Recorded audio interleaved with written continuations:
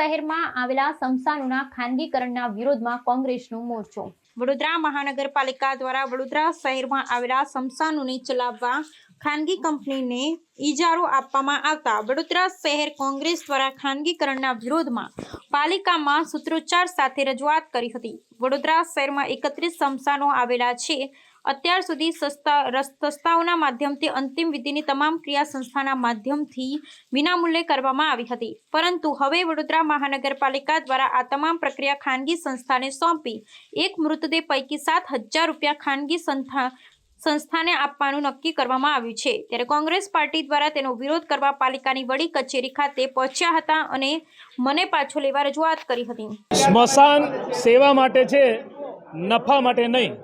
એ અમે રજૂઆત લઈને આવ્યા છે કે જીવતા જીવતો વડોદરાની પ્રજાને આ ભાજપના રાજમાં સુખ અને શાંતિ નથી મળતી, પરંતુ મૃત્યુ બાદ પણ સેવાની જગ્યાએ નફો કમાવાનો આવા તગલખી નિર્ણયોનો વિરોધ કરીએ છીએ।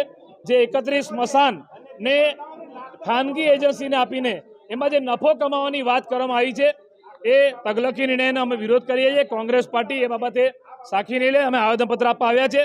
તમને આરોગ્ય અમલદાર દેવેશ પટેલ હોય કે મ્યુનિસિપલ કમિશનર હોય કે આ બધાને રાતોરાત સપનું આવે અને દિવસે તમે પ્રજા પર એ નિર્ણયને ઠોકી બેસાડો, એ નહીં ચલાવી લઈએ।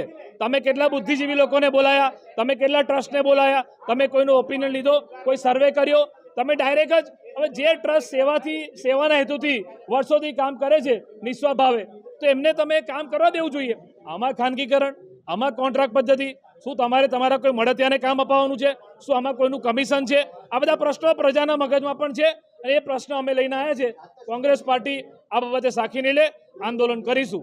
દર ભીખબાગ દર વખતે ભ્રષ્ટાચારની બૂમો લાગે છે અને નરી આંખે દેખાય બી છે। ભ્રષ્ટાચાર ટેન્ડરોમાં રિંગ થઈ જાય, બધી બાબતમાં ભ્રષ્ટાચારની બૂમો લાગે છે। શહેર જુઓ, આખો ખાડા પડી ગયા છે, એ ભ્રષ્ટાચાર જ છે। ડ્રેનેજો ઉભરાય છે, એ ભ્રષ્ટાચાર જ છે। પણ આ તો છેલ્લા માણસ આ દુનિયા, ફાની દુનિયાને છોડીને જતો હોય અને એની અંતિમ ક્રિયા કરવી હોય, એમાં બી મોટા પ્રમાણમાં ભ્રષ્ટાચાર। કોઈ બી અંતિમ ક્રિયા કરવા માટે 3-4 હજાર રૂપિયાથી વધારે ખર્ચો નથી થતો। આ સર સયાજીરાવ ગાયકવાડની નગરી, જેને આ પ્રણાલિકા બનાવી, તમે આ વડોદરા શહેરની મિલકત છે, એને તમે પૂછતા નથી। બારોબાર બહાર જ મેન્શન નક્કી કરી દેશો। સમગ્ર સભામાં ચર્ચા થાય, પેપરમાં જાહેરાત થાય, લોકોનો વ્યૂ લેવામાં આવે અને પછી નિર્ણય લેવા આવે। તમે તો સીધા 4,000નો ખર્ચો કે 3,000 તમે લઈ લીધા, લૂંટ ચડાઈ છે શહેરની અંદર। આ શહેર વેચી દે કોણ તમે લોકોએ? એટલે સવાલ એટલો જ છે કે આવા કોઈ તકલકી નિર્ણય અહીંયા ચાલે નહીં, નહીં તો કોંગ્રેસ પાર્ટી આંદોલન કરશે।